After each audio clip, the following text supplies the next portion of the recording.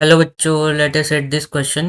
A network of four capacitors of capacity equal to C1 equals to C, C2 equals to 2C, C3 equals to 3C and C4 equals to 4C are connected to a battery as shown in the figure. The ratio of the charges on C2 and C4 is. तो इस question में हमारे पास एक चार capacitors का arrangement दिया हुआ है, तो हमें ratio of charges on C2 and C4 निकालना है। इस क्वेश्चन को सॉल्व करने के लिए जो की कॉन्सेप्ट हम लोग यूज़ करेंगे वो होगा, तो सपोज अगर हमारे पास यहाँ पे हम लोग यूज़ करेंगे concept of equivalent capacitance in the case of series and parallel combination. तो सबसे पहले हम लोग सीरीज की बात करते हैं। सपोज हमारे पास दो कैपेसिटर्स है C1 एंड C2 और जो सीरीज में कनेक्टेड है। तो अगर सीरीज में कनेक्टेड है हमारे पास कैपेसिटर्स, तो उस केस में जो इक्विवेलेंट कैपेसिटेंस होता है वो होता है 1/C equivalent is equal to 1/C1 plus 1/C2। Similarly अगर दो कैपेसिटर पैरेलल कॉम्बिनेशन में कनेक्टेड है, तो उस केस में सपोज हमारे पास दो कैपेसिटर्स है C1 एंड C2 और ये पैरेलल में कनेक्टेड है, तो इस केस में जो इक्विवेलेंट कैपेसिटेंस हो जाएगा ये होगा C1 प्लस C2 के इक्वल। तो सबसे पहले हम लोग सर्किट डायग्राम बना लेते हैं।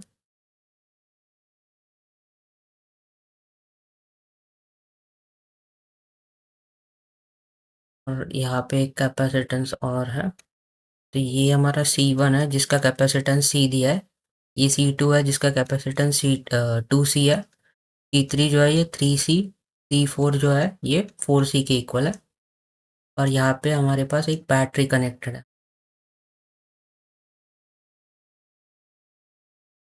और ये जो है ये बैटरी का वोल्टेज V।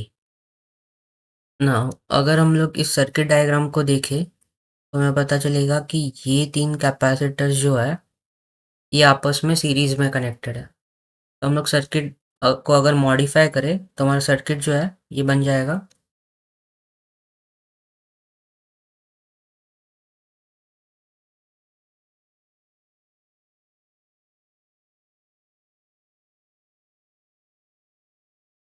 ये तीन capacitor C1 C2 C3 series में आ जाएंगे और उनसे C4 वाला जो कैपेसिटर है ये पैरेलल में हो जाएगा और यहाँ पे एक बैटरी कनेक्टेड है, पैरेलल में यहाँ पे एक बैटरी कनेक्टेड भी। तो हमें पता है कि सीरीज में इक्विवेलेंट कैपेसिटेंस क्या होता है। तो यहाँ पे अगर हम लोग एक सीरीज वाले के लिए एक इक्विवेलेंट कैपेसिटेंस निकाले तो ये हो जाएगा 1/C इक्विवेलेंट, ये हो जाएगा 1/C1, C1 का वैल्यू कितना है C, देन 1/C2, C2 का वैल्यू 2C एंड C3 का वैल्यू 1/3C। अगर हम लोग एलसीएम निकाले यहाँ पे ये हो जाएगा C, 2C एंड 3C के लिए जो एलसीएम आएगा ये 6C आ जाएगा। ये ऊपर हो जाएगा 6 प्लस 3 प्लस 2। यहाँ से हम लोग कह सकते हैं कि जो इक्विवेलेंट कैपेसिटेंस आएगा वो हो जाएगा 6C divide by 6 plus 3 9, 9 plus 2 11। ये हमारा इक्विवेलेंट कैपेसिटेंस हो गया फॉर सीरीज। और C4 हमें निकालना क्या है, the ratio of charges on C2 and C4। तो हमें पता है कि चार्ज का जो फॉर्मूला होता है Q is equal to C into V। तो हमें निकालना क्या है, C2 पे चार्ज निकालना है एंड C4 पे चार्ज निकालना है। ना अगर हम लोग C2 देखें तो C2 में जो है C1 C2 C3 सीरीज में कनेक्टेड है, तो इस ब्रांच में जो चार्ज फ्लो होगा वो तीनों कैपेसिटर के लिए सेम होगा। एंड जो C4 है उसमें जो सिंस ये पैरेलल में कनेक्टेड है, तीनों से पैरेलल में कनेक्टेड है, तो इसमें जो चार्ज फ्लो होगा वो अलग होगा। तो हम लोग अज्यूम करते हैं कि C2 से जो चार्ज फ्लो हो रहा है ये हम लोग Q2 अज्यूम करते हैं। तो Q2 हमारा हो जाएगा C equivalent into voltage across it, and जो C4 से चार्ज फ्लो होगा ये हम लोग Q4 अज्यूम करते हैं, तो ये हो जाएगा Q4 will be equal to the capacitance across C4 into the voltage। हमें दोनों का रेशियो फाइंड आउट करना है, तो ये हो जाएगा Q2 upon Q4 will be equal to C equivalent का वैल्यू था 6C अपॉन 11 इंटू ये हो जाएगा V डिवाइडेड बाय C4 का कैपेसिटेंस कितना था 4C इंटू V।